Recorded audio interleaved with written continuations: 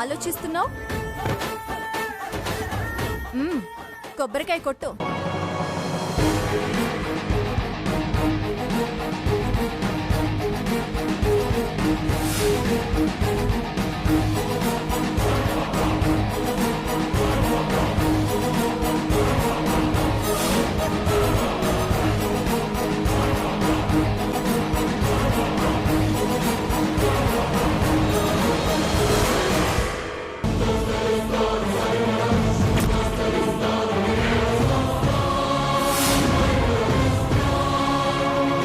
ఇంకొకటి తీసుకో.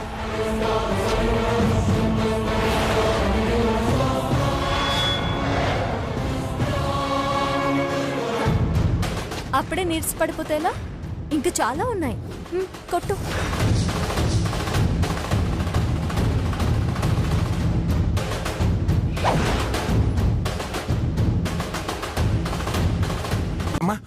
అమ్మా ఊర్మిళ, ఏంటి కళ్ళు తిరుగుతున్నాయా? ఇంకా కొట్టాల్సిన కొబ్బరికాయలు మిగిలిన్నాయి.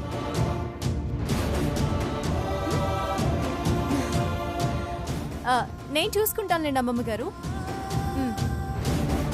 కొట్టవే, కొట్టో. ఇప్పటి వరకు నువ్వు కొట్టిన కొబ్బరికాయలు 50. ఇంకా 58 బ్యాలెన్స్ ఉంది. అదిగో అక్కడి గంపలో ఉంది. వెళ్ళి తెచ్చుకో. వెళ్ళి.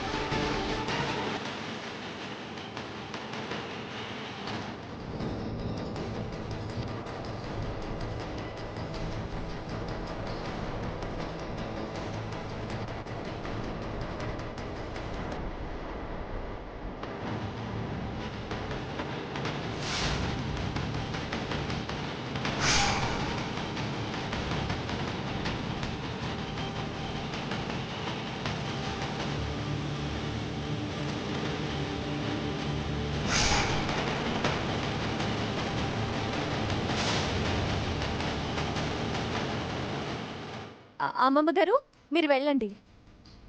నేను దగ్గరుండి కొబ్బరికాయలు కొట్టించి తన చేత ప్రదక్షిణలు చేయించి జాగ్రత్తగా ఇంటికి తీసుకొస్తాను.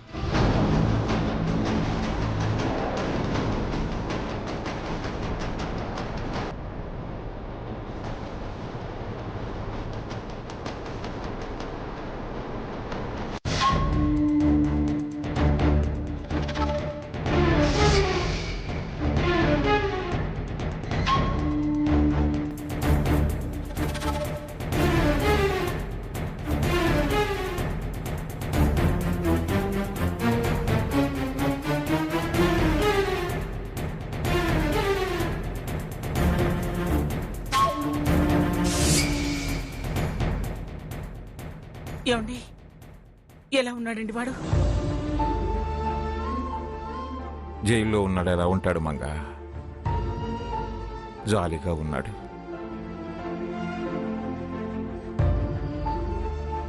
వాడిని అలా చూస్తే చాలా బాధేసింది. ఏమిటో ఈ బాధ ఎలా భరించాలో అర్థం కావట్లేదు.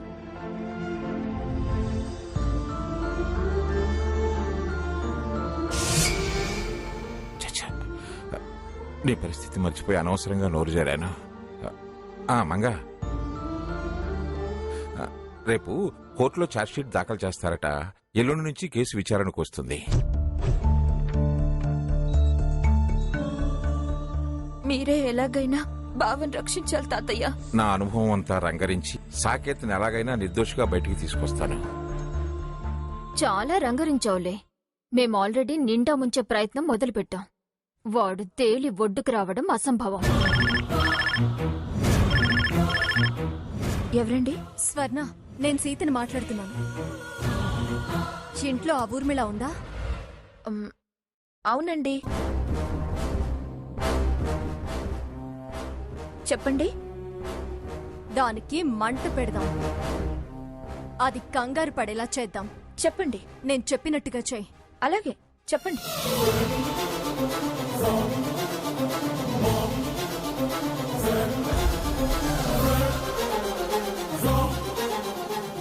అర్థమైందా? చాలా థ్యాంక్స్ అండి.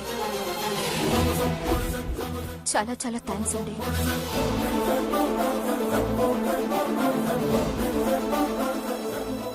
ఎవరా ఫోను? అయిన వాళ్ళు అన్యాయం చేసినా దేవుడు మేలు చేస్తాడని ఎవరో శ్రేయోభిలాషట. తనకు తానుగా బావ విషయంలో సాయం చేస్తానని ముందుకొచ్చారు.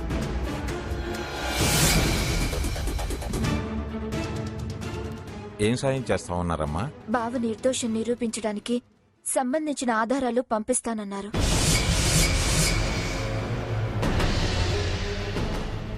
అలాగా, చాలా మంచి వార్త చెప్పావు తల్లి. ఆ భగవంతుడు ఏ పుణ్యాత్ముడికి బుద్ధి పుట్టించాడు. మంచి వాళ్ళకి మంచి జరుగుతుందమ్మమ్మ. బావకు దేవుడు న్యాయం చేస్తాడు.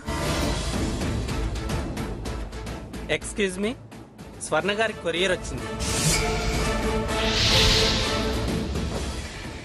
నేనే స్వర్ణని, వస్తున్నాను.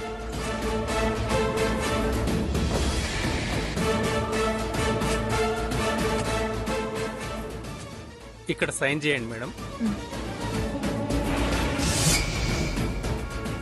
Thanks madam.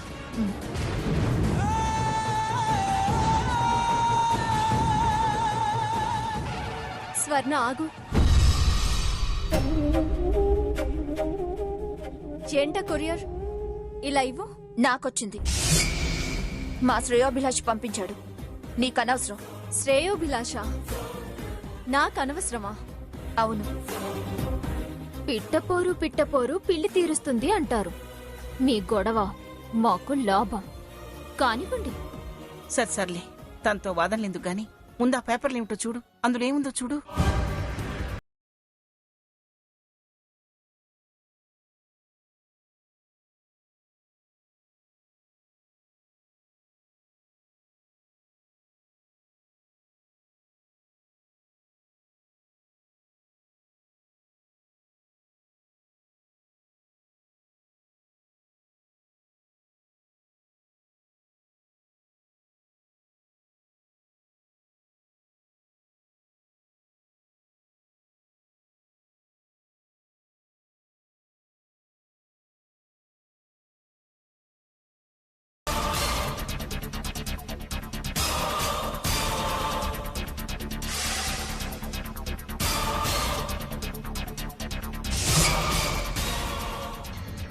అమ్మమ్మ, తాతయ్య రండి.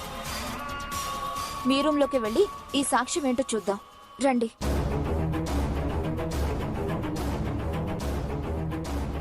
పదమంగ.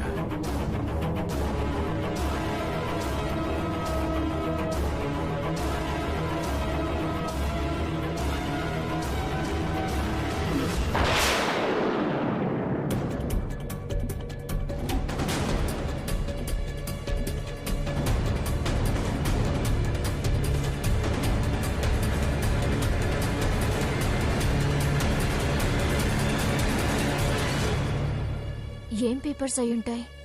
నిజంగానే సాకేత్ ని సేవ్ చేసే సాక్ష్యాధారాలొచ్చాయా?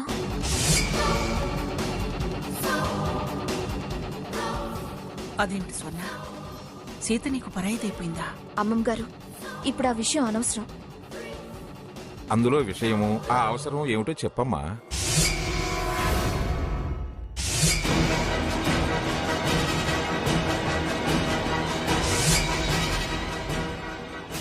ఆ రాక్షసి హంస సెల్ ఫోన్ కాల్ డేటా బావ కాల్ డేటా.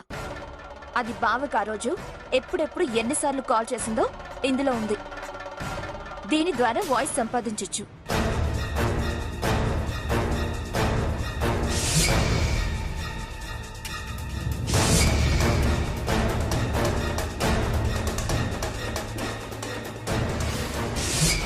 అది బావని కిడ్నాప్ చేసి ఎంతలా ఫోన్ చేసి వేధించిందో నాకు బావకు మాత్రమే తెలుసు. చాలా మంచి ఇన్ఫర్మేషన్ అమ్మా, కేసుకు బాగా ఉపయోగపడుతుంది.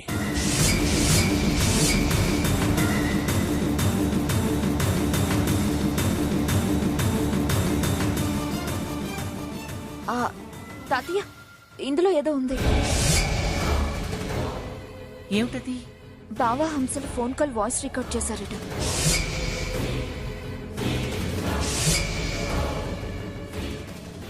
ఇంకా ఏమన్నాయో చూడు.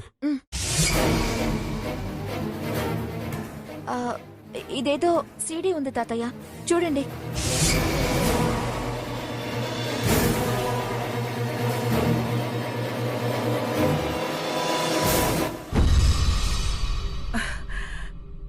ఏముందండి అందులో? అక్కడ జరిగిన సంఘటనల తాలూకు వీడియో ఫుటేజీ, హంస పోస్ట్ మార్టం రిపోర్టు, హంస చనిపోయిన టైము ఈ సీడీలో ఉన్నాయట.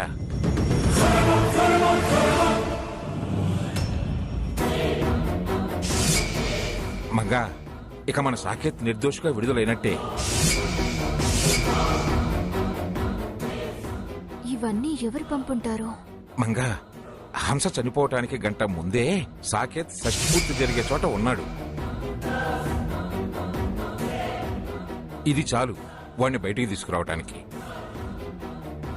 ఈ శ్రేయోభిలాష్ ఎవరు నా కొంప ముంచేటట్టున్నారే. అమ్మా స్వర్ణ, ఇవన్నీ చాలా ఇంపార్టెంట్ ఎవిడెన్సెస్. ఎల్లుండి కోర్టుకెళ్లేటప్పుడు తీసుకెళ్లి కోర్టులో సబ్మిట్ చేయాలి. అందాక నీ దగ్గర జాగ్రత్తగా దాచిపెట్టు. నా దగ్గర దేనికంత భయపడుతున్నావు? ఇందాకే చెప్పాను కదమ్మమ్మ, ఇంటి దొంగలున్నారని. ఎవరిని నమ్మాలో ఎవరిని నమ్మకూడదో తెలియడం లేదు. తప్పు స్వర్ణ. సీత నువ్వు అలా అనుమానించకూడదు. నీ నమ్మకం నీది, నా అనుమానం నాది. అమ్మమ్మ, ఇవన్నీ నీ బీరువాలో దాచిపెడదాం. సరే సరే, అలాగే కానివ్వు. ఇదిగో తాతయ్య, మీ చేతుల మీదుగా మీరే దాచిపెట్టండి. హ్మ్. ఎవరి నీడ పడకుండా చూడండి. అమ్మమ్మ, వీటి మీదే బావ జీవితం ఆధారపడింది. ఏమండి, వాటిని జాగ్రత్తగా లాకర్లో పెట్టండి. అలాగే.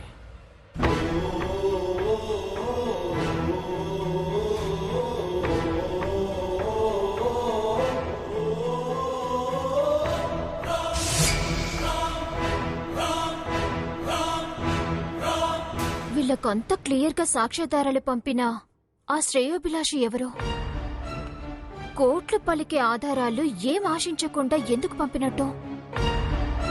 మా శత్రువులెవరన్నా మమ్మల్ని గెలవలేక ఈ రూట్లో వచ్చారా? అయినా నాకున్న శత్రువు ఆ సీత ఒక్కతే. ఆవిడ దగ్గర సాక్ష్యాధారాలుంటే నేను చెప్పిన దానికల్లా ఎందుకు తలాడిస్తుంది? కేవలం ఛాలెంజ్లతో ఎందుకు ఆగుతుంది? ఇంత పగడ్బందీగా అన్ని సాక్ష్యాలు ఎలా సంపాదించగలిగారు? పేరు ఊరు చెప్పకుండా ఇంత హెల్ప్ చేసేది ఎవరు? అయినా వాళ్ళ గురించి ఆలోచించటం అనవసరం. ఈ రాత్రికే వాటిని ఆ బీరువాలోంచి లేపేయాలి. ఎలాగూ స్వర్ణ సీతని అనుమానిస్తుంది. ఈ నేరం కూడా సీత మీదకు నెట్టేయాలి. వాళ్ళు జుట్టు పట్టుకు తన్నుకుంటారు. సందులో సందులాగా మన కోరిక తీరుతుంది. సాకేత్ ఉరికంబమెక్కుతాడు.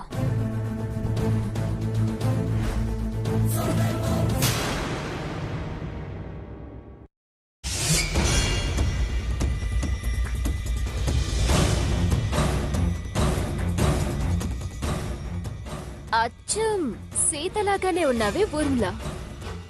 ఎంతైనా నీది మీర్జాపురం వారి మైండ్.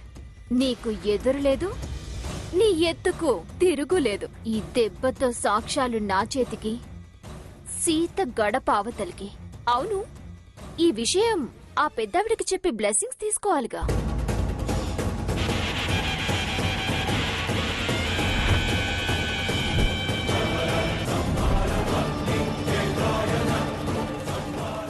ఏంటి ఏ టైంలో ఫోన్ చేశావు? మీ ఆశీర్వచనం తీసుకుందామని. ఆశీర్వచనమా? దేనికి? ఆ కొంపకు నిప్పెడుతున్నావా? మంట రాజేయడానికి రెడీగా ఉన్నాను. 1+1 ఆఫర్. ఏంటది?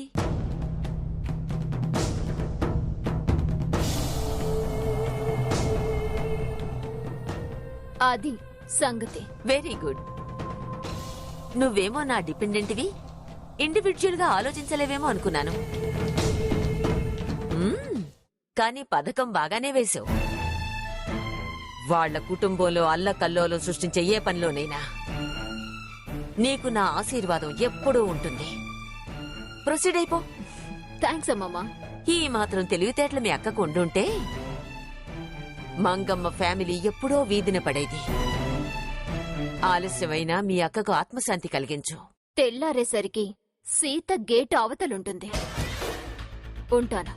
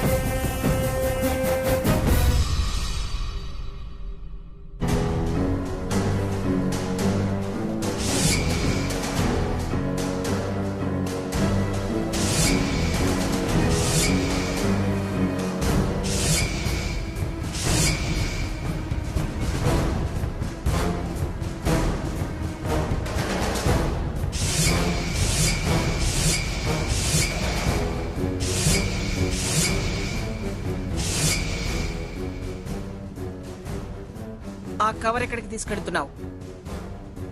నిన్నే అడిగేది. ఆ కవర్ ఎక్కడికి తీసుకెళ్తున్నావు?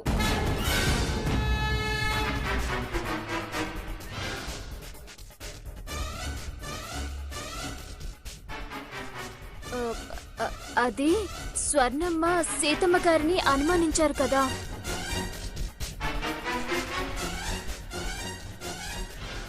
నిజంగానే ఎవరు తీసినా సీతమ్మ గారి మీద నింద పడుతుందని నా గదిలో దాద్దామని.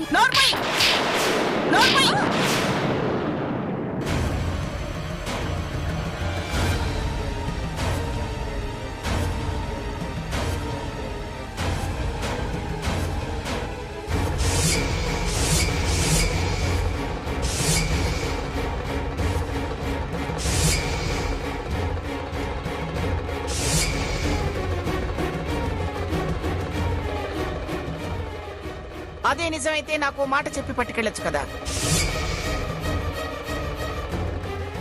అవును, అసలు నువ్వు సీత చీరెందుకు కట్టుకున్నావు?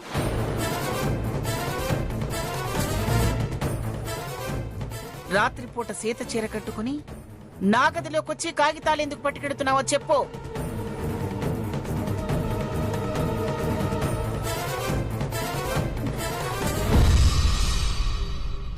అది దాని మెడలు వంచి నా చేతి వాటానికి పెట్టండి.